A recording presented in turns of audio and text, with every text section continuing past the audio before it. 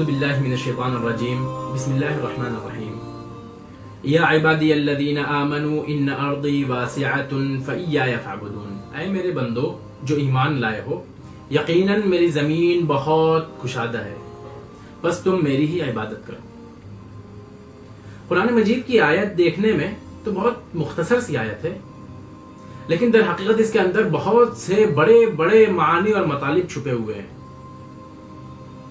اس کا ایک مطلب تو بہت واضح ہے کہ اے میرے بندو جو مجھ پر ایمان لائے ہو، میری زمین بہت کشادہ ہے۔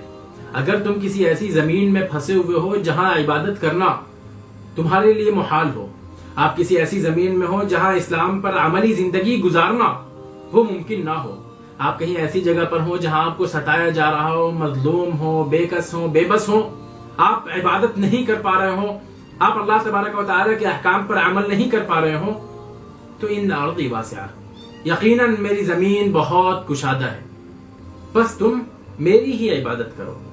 زندگی کا خلاصہ یہ ہے کہ عبادت اللہ تبارک و تعالیٰ کی ہی ہونی چاہیے۔ آپ اگر اس جگہ عبادت نہیں کر پا رہے ہیں تو آپ کو یہ حکم ہے کہ آپ کسی ایسی جگہ جائیں جہاں آپ اللہ تبارک و تعالیٰ کی عبادت کرنے میں آزاد ہوں۔ قرآن مجید کی ایک دوسری آیت ہے کہ یقیناً وہ لوگ جنہوں نے اپنے آپ پر ظلم کیا ہوگا اور فرشتے جب ان کو موت آئے گی اور ان سے سوال کیا جائے گا کہ تم کہاں تھے، کہاں پھنسے ہوئے تھے، تو وہ جواب دیں گے کہ ہم زمین میں مستضعفین تھے، ہم کمزور تھے، پریشان تھے، بیچارے لوگ تھے، ہم مجبور تھے، ہم کو عبادت کرنے نہیں دی جا رہی تھی۔ اللہ تبارک و تعالیٰ ان سے سوال کرے گا کہ الم تکن ارض اللہ واسعۃ فتہاجروا فیہا، کہ کیا اللہ تبارک و تعالیٰ کی سرزمین کشادہ نہ تھی کہ تم ہجرت کرتے؟ اللہ تبارک و تعالیٰ آگے ارشاد فرماتا ہے کہ ان کا ٹھکانہ جہنم ہوگا، اور کیا ہی بدترین ٹھکانہ ہے، سوائے ان لوگوں کے جو مرد، عورتوں، بچوں میں سے جو کمزور تھے، جو حقیقی معنوں میں ہجرت نہیں کر سکتے تھے، ان کو اللہ تبارک و تعالیٰ معاف کر دے گا۔ ایک یہ مطلب ہے اس آیت کا۔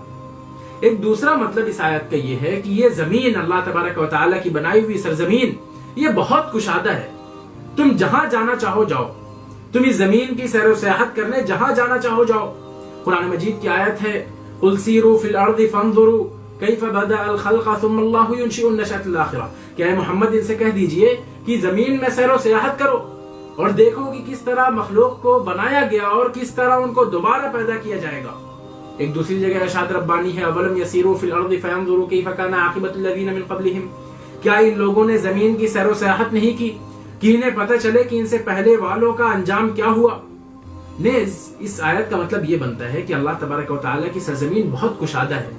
آپ امریکہ جانا چاہیں، روس، چائنا، جاپان، فرانس، آپ جہاں بھی جانا چاہیں آپ جائیے، آپ کو اجازت ہے، لیکن آپ کے سامنے یہ آخری ٹکڑا آیت کا ہمیشہ رہنا چاہیے کہ فَإِيَّايَ فَاعْبُدُونَ، عبادت تم کو میری ہی کرنی ہے، عبادت اللہ تبارک و تعالیٰ کی ہی کرنی ہے۔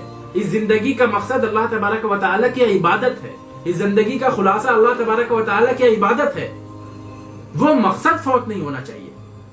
آپ کہیں بھی جائیں لیکن وہاں پر اگر آپ کو عبادت کے مواقع نہ ہو، وہاں آپ کو اگر عبادت سے روکا جا رہا ہو تو آپ کے لیے جانا مناسب نہیں ہے۔ اگر آپ عبادت کر سکتے ہو، عبادت کے مواقع ہوں، تو بالکل اللہ تبارک و تعالیٰ کی سرزمین بہت کشادہ ہے، آپ جہاں چاہیں جائیں۔ اس آیت کا ایک تیسرا مطلب بھی ہے، وہ یہ ہے کہ تعلیمی میدان میں، ایجوکیشن کی فیلڈ میں بہت سارے میدان ہیں، ہم نے بدقسمتی سے صرف ایک میدان کو اپنا رکھا ہے۔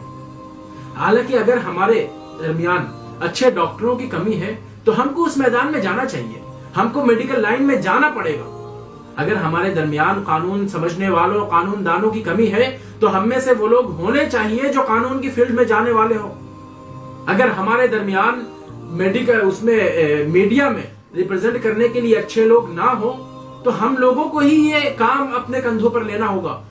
سوشل سائنسز میں بھی ہم کو جانا ہوگا، لینگویجز میں بھی ہم کو جانا ہوگا، تمام کورسز میں ہم کو جانا ہوگا، اور ہمیں اس بات کی اجازت دی جاتی ہے۔ یہ زمین بہت کشادہ ہے، آپ جہاں جانا چاہیں جائیں، آپ جس فیلڈ کو ایکسپلور کرنا چاہیں ایکسپلور کریے، آپ جس میدان میں جانا چاہیں جائیے، لیکن پھر خیال رہے فَإِيَّايَ فَاعْبُدُونَ، عبادت اللہ تبارک و تعالیٰ کی ہی ہونی چاہیے۔ اگر آپ کو عصری علوم کی تعلیم، ان کا پڑھنا، ان کالجز میں جانا آپ کو اللہ تبارک و تعالیٰ سے، اس کی عبادت سے، دین اسلام سے دور کر دے تو پھر آپ کو جانے کی ہرگز اجازت نہیں ہے۔ لیکن اگر آپ وہاں جا کر بھی، وہاں رہتے ہوئے بھی، اس فیلڈ میں ہو کر بھی اللہ تبارک و تعالی کی عبادت کرتے ہیں تو آپ کو اس بات کی بالکل اجازت ہے، اے میرے بندو جو ایمان لائے ہو، یقیناً میری زمین بہت کشادہ ہے، بس تم میری ہی عبادت کرو۔ آخر میں یہ بھی بتا دوں کہ عبادت کا صرف مطلب وہ جسمانی عبادات نہیں ہے، نماز، روزہ وغیرہ، نہ صرف مالی عبادات ہیں، زکوٰۃ اور وغیرہ، صدقات، خیرات۔ عبادت کا مطلب یہ ہے کہ آپ کی زندگی پورے کی پوری اللہ تبارک و تعالیٰ کے احکام کے تابع ہو جائے۔ عبد ایک غلام کو کہتے ہیں، آپ اللہ تبارک و تعالیٰ کی غلامی قبول کر رہے ہیں۔ ایک غلام اگر اپنے آقا کے حکم پر صرف ہاں میں ہاں ملائے، وہ پانی لانے کو کہے وہ کہے جی ہاں، وہ کھانا لانے کو کہے وہ کہے جی ہاں، لیکن اس پر عمل نہ کرے تو کیا وہ ایک اچھا غلام ہوگا؟ ہرگز نہیں۔ ہمیں اللہ تبارک و تعالیٰ کے ہر حکم کو بجا لانا ہے، اللہ تبارک و تعالیٰ کے ہر حکم پر سر کو جھکا دینا ہے، اپنی زندگی کا خلاصہ اللہ تبارک و تعالیٰ کی عبادت کو بنانا ہے۔ اور اس صورت میں پھر ہمیں اس بات کی اجازت ہے کہ ہم اللہ تبارک و تعالیٰ کی اس وسیع سرزمین میں جہاں چاہیں، جس میدان میں جانا چاہیں جائیں۔